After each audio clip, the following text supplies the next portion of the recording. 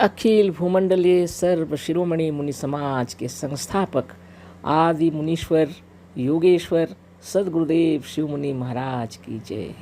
उपस्थित साधु सज्जन वृंद, संत वृंद, साधक वृंद, आध्यात्म ज्ञान के जिज्ञासुओं और प्रेमियों, आप सबको मेरा कोटिशः नमन, सब प्रेम जय जीव।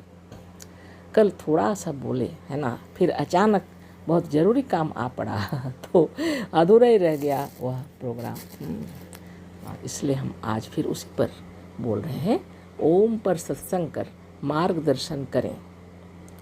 प्रकाश मुनि जी ये लिखे थे मुनियों की टोली में, है ना, इसीलिए ओम पर प्रवचन दे रहे हैं। जो कल दिए थे अधूरा रह गया, उसमें बहुत अर्जेंट काम पड़ा तो दूसरा रिकॉर्डिंग हो रहा था, इसलिए हमको अधूरा छोड़ देना पड़ा, है ना।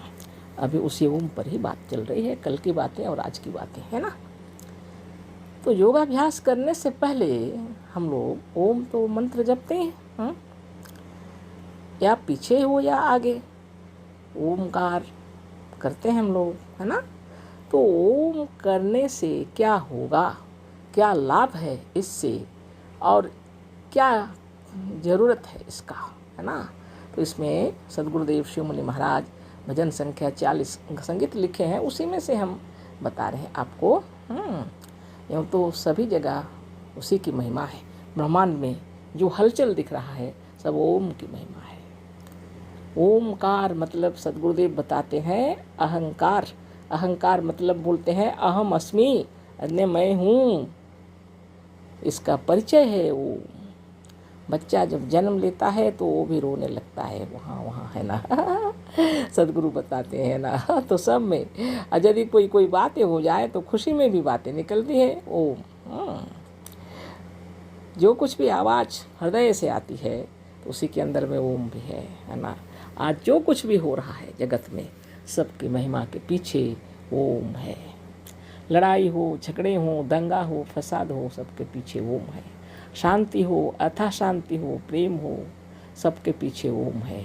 योग हो, योगाभ्यास हो, मोक्ष की प्राप्ति के लिए करना है जो तपस्या, सबके पीछे ओम है।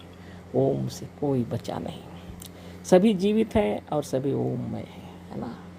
तो योगाभ्यास करने के लिए हम लोग को क्या करना पड़ता है और उसमें ओम की क्या महिमा है, इस पर चर्चा हम लोग करेंगे। अगर है योग को करना तो केवल यह बताना है, यही मन सृष्टि करता है, इसी को कुछ सिखाना है। बहकता था जो परवश हो, तुम्हें भी दुख देता था, उसी को ज्ञान दे करके गुलामी से हटाना है। अगर है योग को करना तो केवल यह बताना है, यही मन सृष्टि करता है, इसी को कुछ सिखाना है। मजहबों की खुदा की भी गुलामी एक बंधन है, छुड़ा कर बंधनों से मन को अपने में लगाना है। अगर है योग को करना तो केवल यह बताना है, यही मन सृष्टि करता है, इसी को कुछ सिखाना है।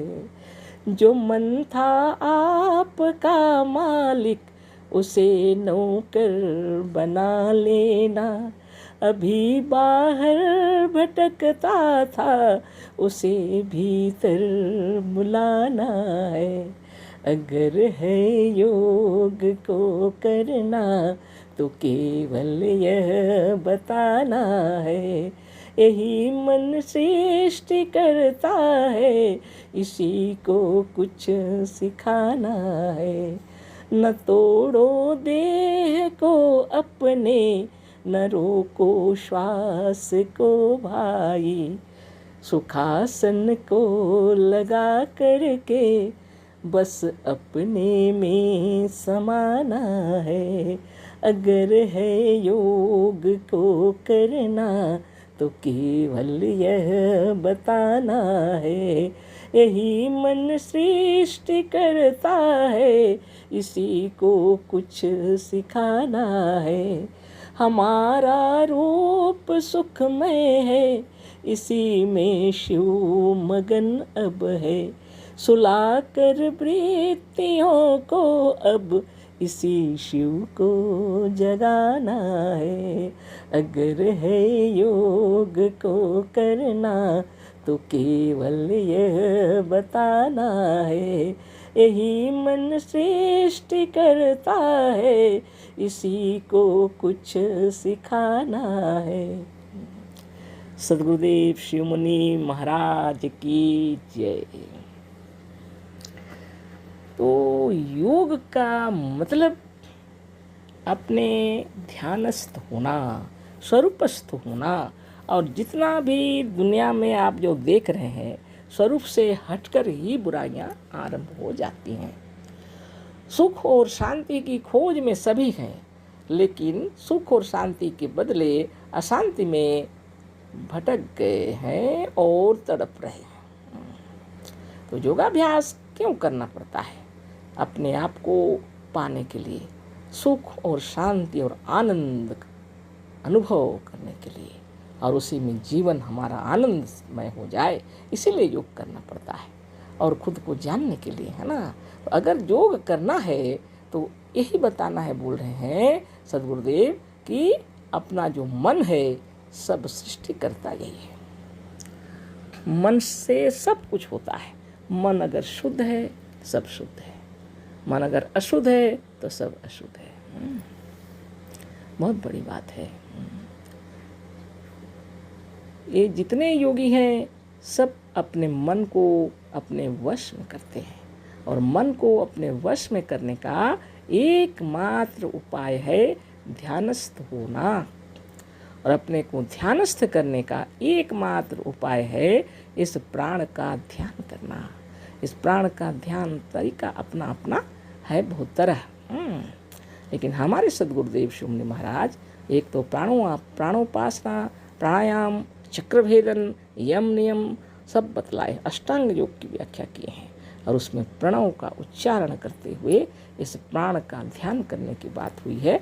और यह किसी मुनिजन से सीखकर इसका उच्चारण सही सही करने से स्वतः ही मन स्वरूपस्थ होने लगता है। कुछ पल के लिए बिना कुछ सोचे भी अगर उस विधि से प्रणव किया जाए, जैसे सद्गुरुदेव शिव मुनि सिखाए हैं, तो आपको कुछ ही पल के बाद शांति महसूस होगी, स्वतः ही आराम महसूस करेंगे, थकावट भी दूर हो जाएगी, चिंताओं से मुक्त हो जाएंगे। ये बहुत बड़ी विचित्र बात है। ओम का उच्चारण अगर ठीक ढंग से किया जाए तो समाधिस्थ हो जाते हैं स्वतः ही, इसमें कोई भी संदेह नहीं है, और यह मन सृष्टि करता है। अब इसको कुछ सिखाना है तो प्रणव के बाद हम लोग शुभ भावना करते हैं, और हमारे मन को बाहर जो भटकता था उसको भीतर बुलाने का भी एकमात्र उपाय है ओम का ध्यान। और यहाँ हम वो विधि नहीं बता सकते, क्योंकि सद्गुरुदेव के सामने हम लोगों ने प्रण किए हुए हैं, और अभी हम नहीं कह सकते कि ग्रुप के अंदर में कितने जन साक्षात मुनि हैं, कह नहीं सकते। इसलिए इसका क्लास जब चलता है उसकी चर्चा होती है, लेकिन जो भी हो हम उसकी महिमा आपको बता रहे हैं। प्राण को अपने आप में ध्यानस्थ होने के लिए, मन को अपने वश में करने के लिए, और अपने शरीर को स्वस्थ निरोग बनाने के लिए, और अपनी दुनिया में शांति प्राप्त करने के लिए हमें इस मन को अपने वश में करना पड़ता है हमेशा। अगर है योग को करना तो केवल यह बताना है, यही मन सृष्टि करता है, इसी को कुछ सिखाना है। किसी से बातें करना है आपको तो पहले तो उसके सामने खड़ा होना या बैठना पड़ेगा ना। इत्मीनान से बातें करना है तो बैठ के बात करेंगे। उसी प्रकार अपने मन को अपने वश में करने के लिए प्राण का ध्यान करके और अपने स्थिर होकर के अपने को बताना पड़ता है, बातें करनी पड़ती है, सिखाना पड़ता है, क्योंकि यही सृष्टि करता है। अच्छा बुरा सब यहीं से आरंभ हो जाता है। बहकता था जो परवश हो, तुम्हें भी दुख देता था, उसी को ज्ञान दे करके गुलामी से हटाना है। धन धन सद्गुरुदेव शिव मुनि महाराज। जो मन बहकता था, दूसरे के वशीभूत होकर के, अपने विचारों से परे होकर के, अपने स्वरूप से हट करके और हमें भी दुख देता था, यानी तुम्हें भी दुख देता था, उसी को, उसी मन को ज्ञान दे करके और गुलामी से हटाना है तो ओम का जाप करना पड़ेगा, है ना। तो ऐसी बात है। और ओम का जाप करते ही बहकता हुआ मन अपनी ओर आने लगता है, अपने आप में स्थिर होने लगता है। यही उसके गुण है ना। और फिर जब अपने आप में आ जाए और शुभ भावना सद्गुरुदेव जो सिखलाए हैं उस पर तल्लीन होकर के अगर हम करने लग जाएं तो कुछ दिनों तक करने से स्वतः मालूम हो जाता है कि वास्तविकता क्या है। तो इसमें कंप्लीट हो गया। इसमें बोलना तो अगला फिर बोल रहे हैं। सब प्रेम जय जीव, अशेष धन्यवाद।